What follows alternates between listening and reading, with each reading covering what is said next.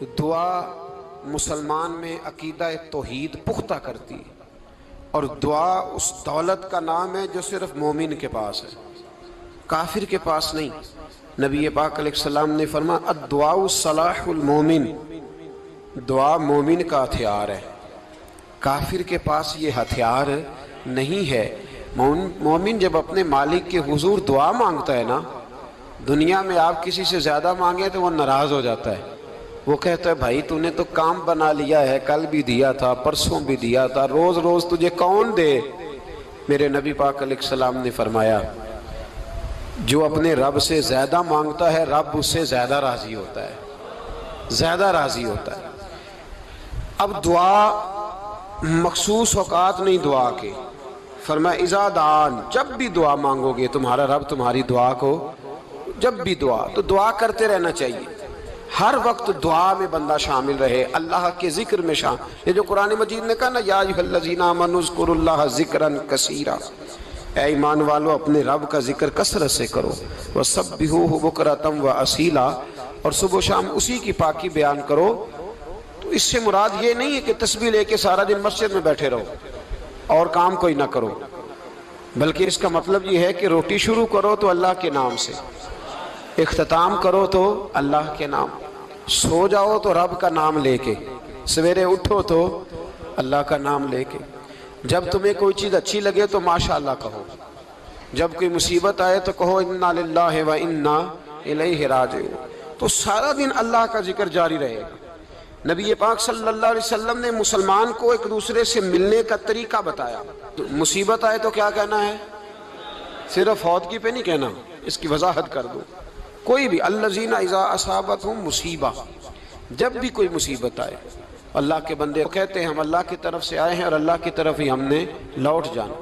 تو میرے عزیز ہر وقت اللہ کا ذکر جاری رہے گا، ہر وقت زبان پہ رب کریم کا۔ دیکھیں نا نبی پاک علیہ السلام نے ہمیں ملاقات کا طریقہ بتایا۔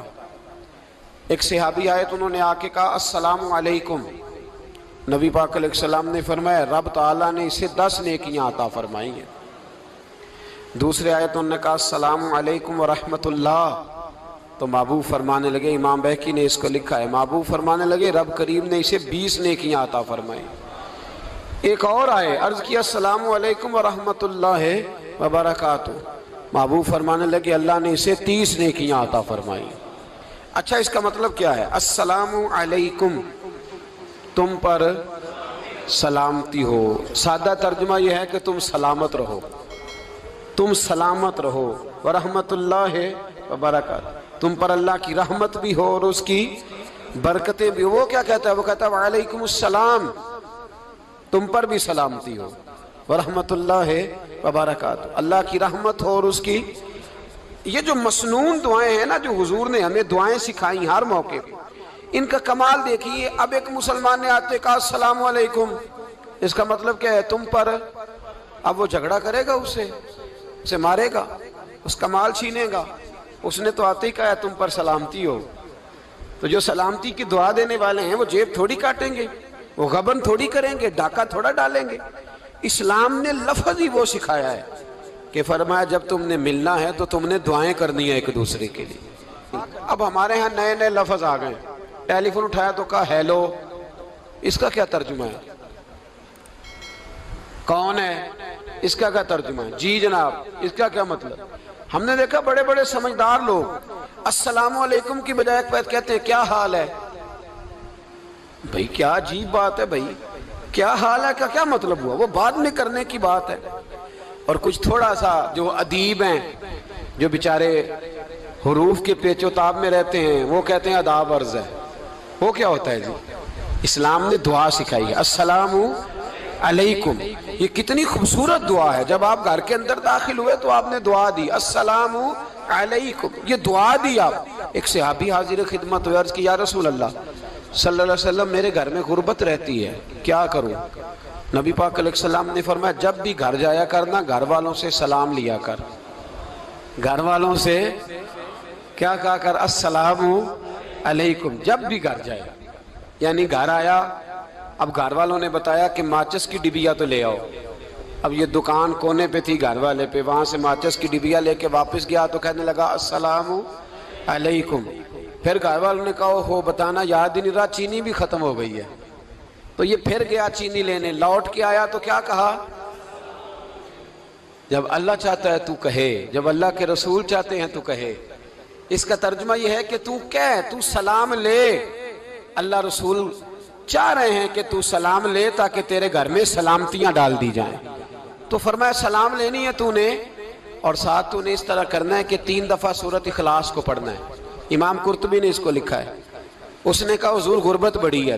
غربت بڑی ہے تو کہ وظیفہ بتائیں. فرمایا جب بھی گھر جاؤ سلام لو اور 3 دفعہ سورۃ اخلاص پڑھو. وہ صحابی کہتے ہیں میں پکا ہو گیا. اب وہ کچھ دنوں کے بعد، کچھ عرصے کے بعد، کچھ مہینوں کے بعد واپس آئے تو صحابہ کرام علیہم رضوان فرماتے ہیں ہماری خواہش تھی کہ یہ کچھ بیان کرے، اب بتائے جو وظیفہ لے کے گیا تھا اس کا رزلٹ کیا نکلا. کہتے اس نے بڑی حیرت انگیز بات کی، حیرت انگیز عجیب انداز میں. کچھ لوگوں کا دل ہوتا ہے نا کہ مجھے ملے میرے پڑوسی کو نہ ملے، اور کچھ کا دل ہوتا ہے یار مجھے بھی ملا ہے اور الحمدللہ میرے پڑوسی کو ملا ہے. تو صحابی جب حاضر ہوئے تو صحابہ کہتے ہیں ہمیں تجسس تھا کہ یہ کچھ بتائیں. تو حضور نے فرمایا کیا حال ہے تیرا؟ کہا یا رسول اللہ کمال ہی ہو گئی ہے حضور، میں جب بھی گھر جاتا ہوں سلام لیتا ہوں اور 3 دفعہ سورۃ اخلاص پڑھتا ہوں. میں تو امیر ہو ہی گیا ہوں، میرے تو ہمسائے بھی امیر ہو گئے. کتنا پیارا ہے یہ جملہ، کتنا حسن ہے. اتنا اچھا لفظ کسی اور کے پاس ہے ہی نہیں جو الفاظ ہمیں ہمارے رسول نے عطا فرمایا. اس کو اپنائیے، اس کو اپنائیے.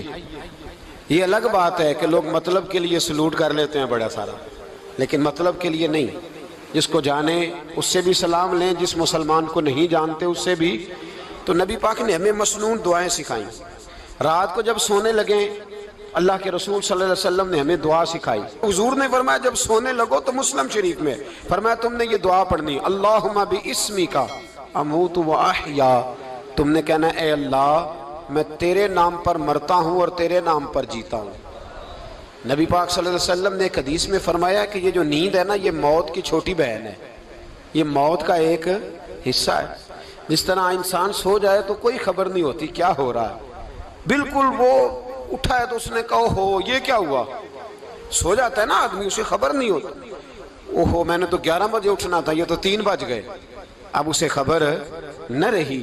سوتے ہوئے لوگ چوری کر لیتے ہیں، بلکہ اس طرح بھی ہوتا ہے کہ آدمی نے گکھڑ اترنا تھا، وہ پنڈی سے آ رہا تھا لیکن وہ سویا ہوا تھا.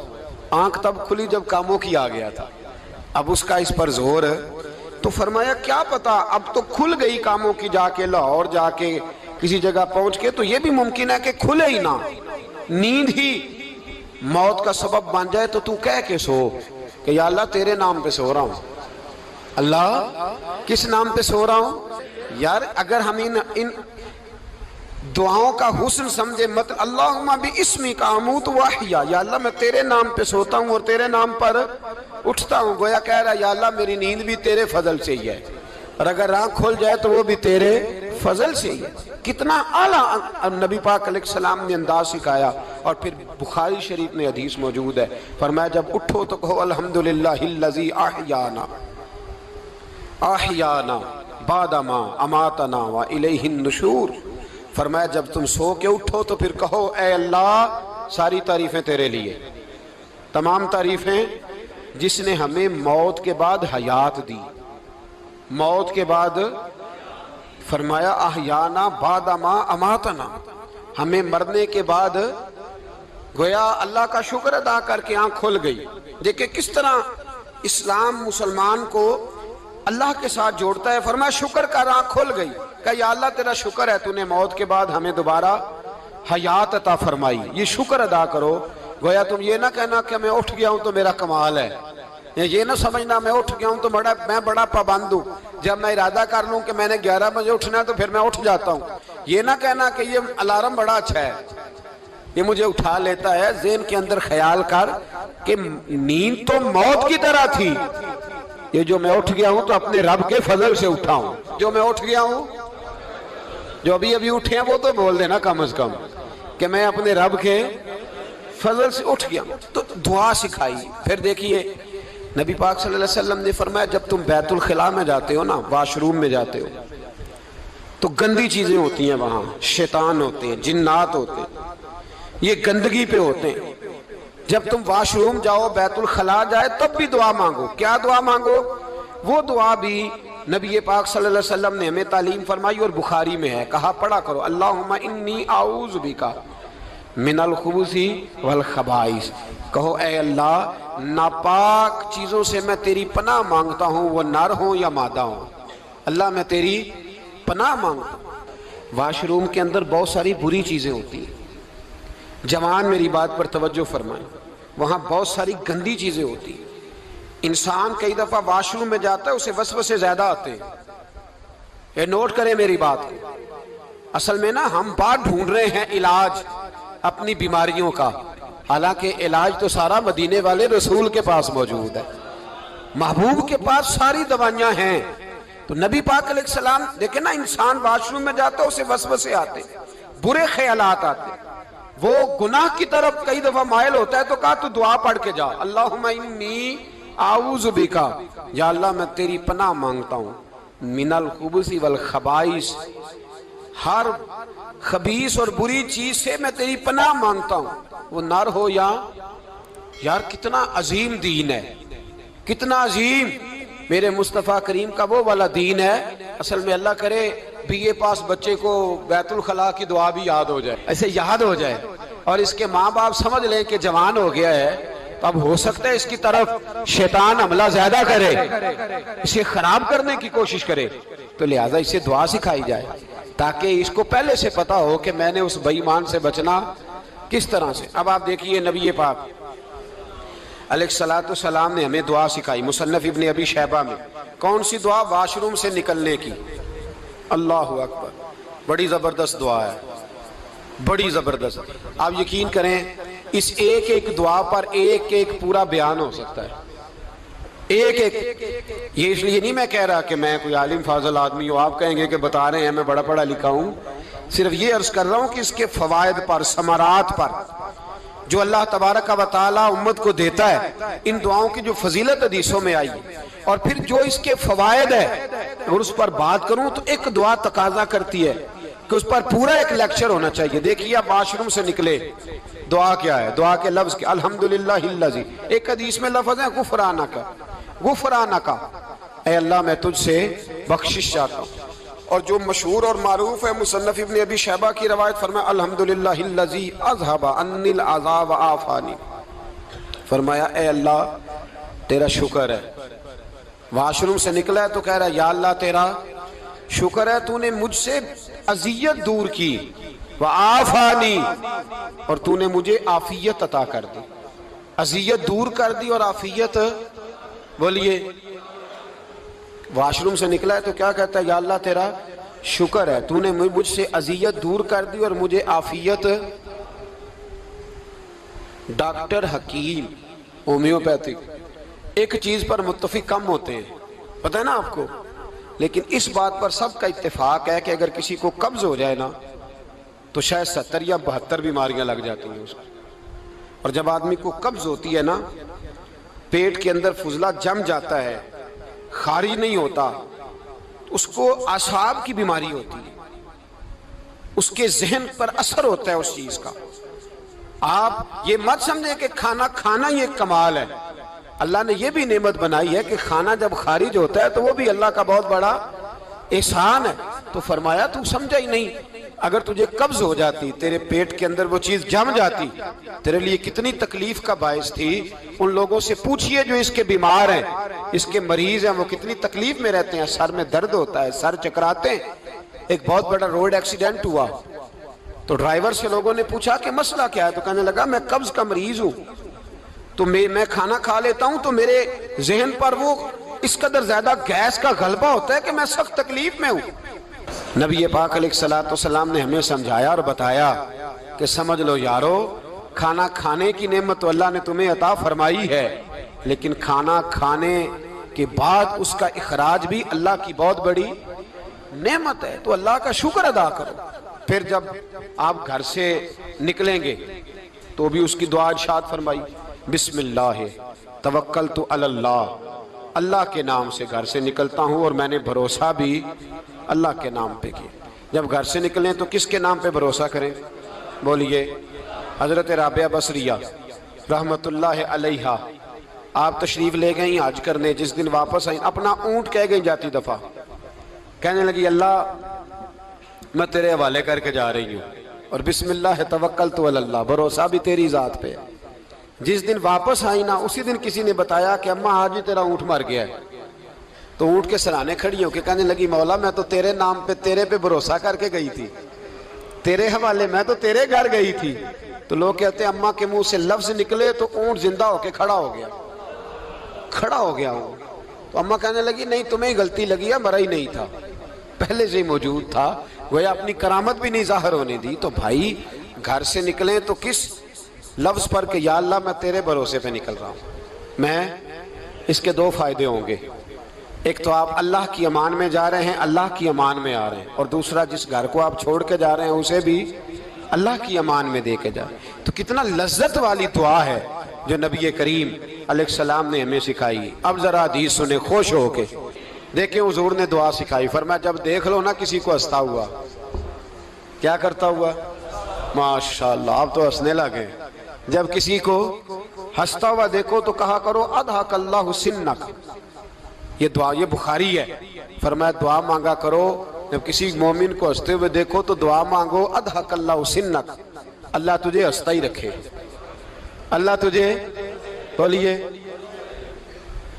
جل نہ جایا کرو کہ میں پریشان ہوں تو یہ ہنس کیوں رہا ہے، جھلا نہ کرو، بلکہ کیا کہا کرو اللہ تجھے ہنستا رکھے، اللہ تجھے۔ نبی پاک صلی اللہ تعالیٰ علیہ وآلہ وسلم نے فرمایا، ترمذی میں حضرت اسامہ بن زید رضی اللہ تعالیٰ عنہ سے حدیث مروی ہے، حضور نے فرمایا جس نے کسی کے ساتھ احسان کیا اور جس پر احسان کیا، اگر اس نے یہ دعا پڑھ دی نا جزاک اللہ خیرہ، تو فرمایا اس نے اللہ کی بھی پوری حمد کر دی اور محسن کا صحیح شکریہ بھی ادا کر دیا۔ کیا کہنا ہے؟ جزاک اللہ، اللہ تجھے بہترین جزا عطا کرے۔ اس کا ترجمہ کیا ہے؟ اللہ تجھے بہترین، کیونکہ حضور فرماتے ہیں من لم یشکر الناس ولم یشکر اللہ، جس نے بندوں کا شکریہ ادا نہیں کیا اس نے اللہ کا بھی شکریہ ادا نہیں کرنا۔ تو کیا کہنا چاہیے؟ جزاک اللہ خیرہ۔ اور اگر اماں کہتی ہو بچوں کو انگریزی سکھانی ہے تو کیا کہنا ہے پھر؟ شکریہ ادا کرنے میں کیا کہنا ہے؟ Thanks, thank you. وہ خدا کے اس کا ثواب کتنا ہے؟ بولے انگریزی ایک زبان ہے، اس کو زبان ہی رہنے دیں۔